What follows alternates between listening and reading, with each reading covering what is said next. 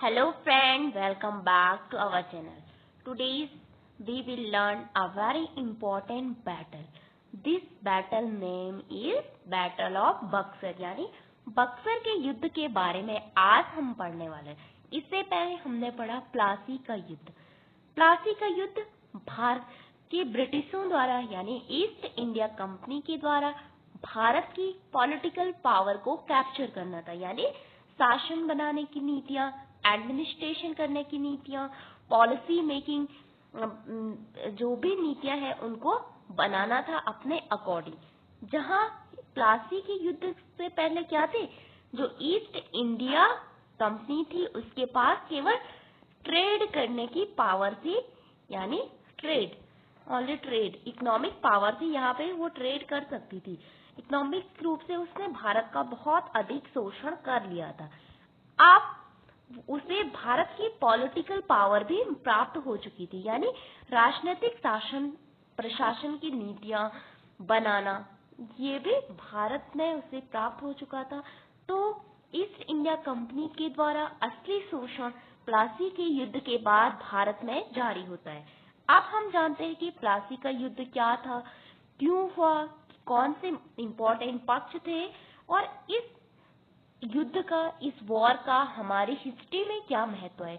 तो first question is date of battle of Buxar. तो date क्या थी, 22 अक्टूबर 1764। ओके, तो कहाँ हुआ था, प्लेस इज बक्सर,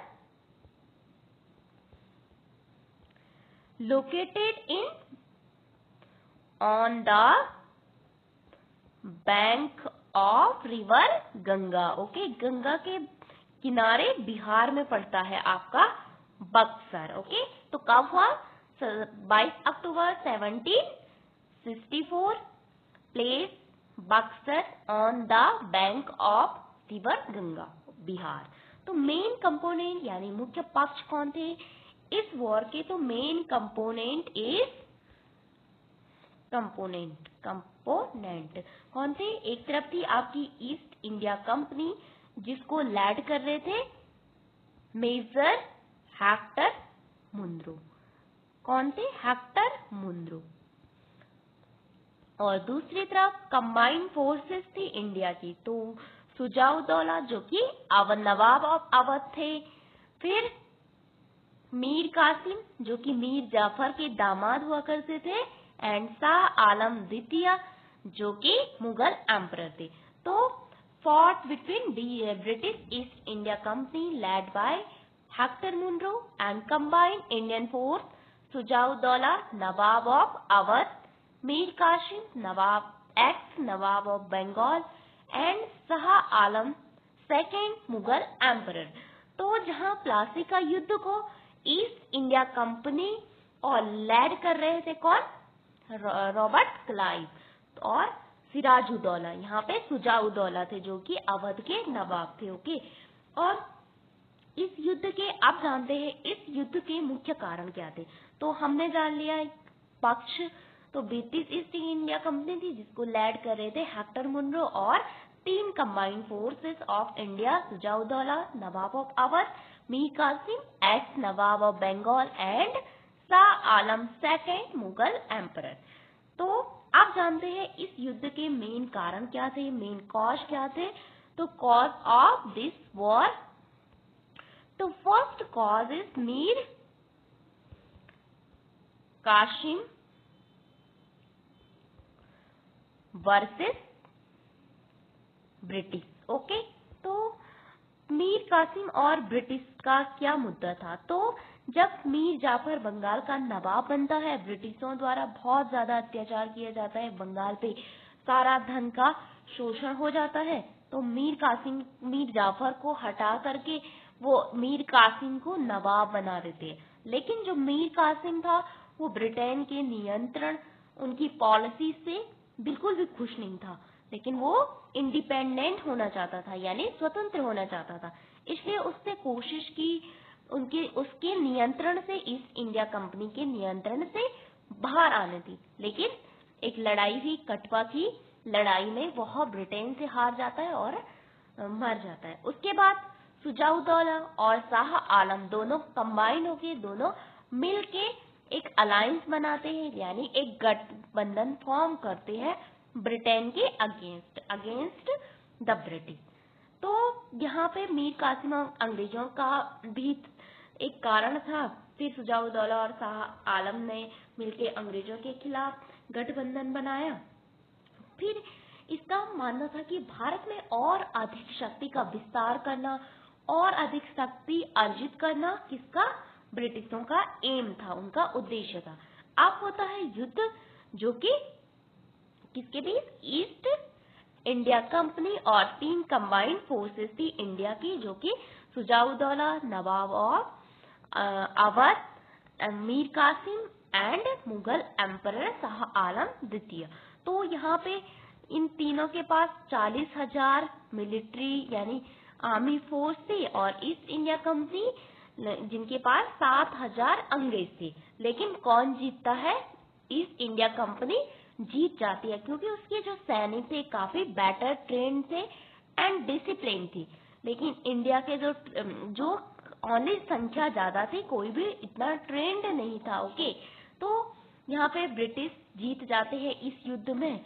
तो भारतीयों की हार का प्रमुख कारण था लैक ऑफ पुअर कोऑर्डिनेशन। फिर जो हेक्टर मुंडो था, उसकी नीतियां भी काफी अच्छी थी होगी, तो इस कारण से ब्रिटेन जीत जाता है। फिर इस युद्ध के क्या परिणाम हुए बैटल ऑफ बक्सर के, तो British defeat the combined Indian force.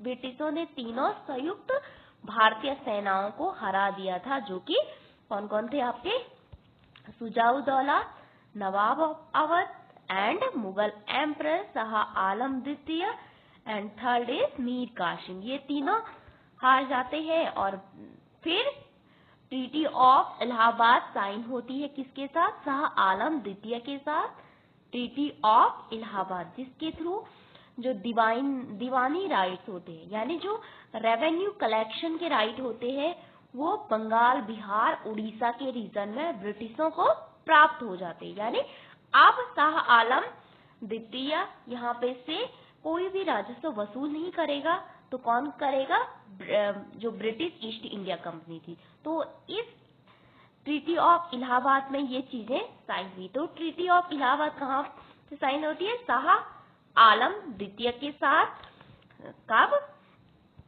1765 में ट्रीटी ऑफ इलाहाबाद की संधि।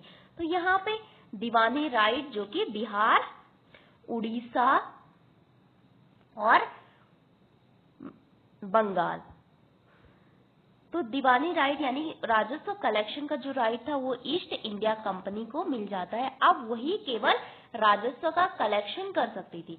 फिर आता है सुजाउद्दौला के साथ क्या हुआ, सुजाउद्दौला को बहुत सारा हर्जाना भरना पड़ा। जो दूसरा था, सुजाउद्दौला को बहुत ज्यादा हर्जाना भरना पड़ा, बहुत ज्यादा चीजें भरनी पड़ी। उसने इलाहाबाद और जो कोरा था उसका जो भी पार्ट था वो उसे मुगल सम्राट को देना पड़ा। फिर मीर कासिम जो तीसरा था, उसकी शक्ति तो केवल समाप्त हो चुकी थी, वो मर गया था कटवा की लड़ाई में। फिर आता है अंग्रेजों ने के द्वारा यहाँ पे से भारत में वास्तविक शासन की शुरुआत होती है, यानी रियल रूलर ऑफ बंगाल। यहाँ पे जो अंग्रेज थे उनको उनके जो रूलर ऑफ, हम जानते हैं ना बहुत सारे गवर्नर होते थे, governor general of Bengal, governor general of India, यहीं पे से उनका वास्तविक शासन भारत में शुरू हो जाता है। तो इस युद्ध का हमारी हिस्ट्री में क्या इम्पोर्टेंस है, तो first important is the battle of Buxar was more important then the battle of Plassey. यानी जो बैटल ऑफ बक्सर थी आपकी, वो प्लासी के युद्ध से भी इम्पोर्टेंट थी। किससे, प्लासी के युद्ध से, बैटल ऑफ बक्सर। फिर है Plassey gave British power. Plassey ने तो केवल ब्रिटेन को पावर दी थी, लेकिन Buxar gave legal recognition and revenue right. जो बक्सर का वॉर था उसने तो भारत में अंग्रेजों को कानूनी मान्यता प्रदान कर दी थी और रेवेन्यू कलेक्शन का राइट भी प्रदान कर दिया था। Laid foundation of British political economic dominance in India. इसी फाइट के बाद भारत में जो ब्रिटेन की फाउंडेशन स्थापित होती है, उनकी पॉलिटिकल और इकोनॉमिक राज भारत में स्थापित होता है। तो बैटल ऑफ प्लासी जो थी उसकी एक समरी है। The battle of Buxar was fought between the British Hector Munro and combined forces of Sujauddaulah, Nawab of Awadh, Mir Qasim, ex-Nawab of Bengal, and Shah Alam II is the Mughal emperor. The British won this war, and through the Treaty of Allahabad 1765, they got Diwani right of Bengal, Bihar and Odisha, beginning the real British rule in India. इन हिंदी की बक्सर का युद्ध भारत में अंग्रेजों यानी Hector Munro और सुजाउद्दौला, मीर कासिम, शाह आलम इनकी संयुक्त सेनाओं के बीच हुआ था, जो कि अंग्रेज जीते। इलाहाबाद की संधि साइन हुई। सारा बंगाल, बिहार, उड़ीसा का जितना भी राजस्व था, जितना भी रेवेन्यू कलेक्शन होता था, वो अब ब्रिटिशों को जाने लगा। पूरी पॉलिटिकल पावर, पूरी भारत की राजनीतिक और आर्थिक प्रभुत्व की नींव यहाँ पे से ब्रिटिशों के हाथों में चली जाती है। तो thank you for watching this video.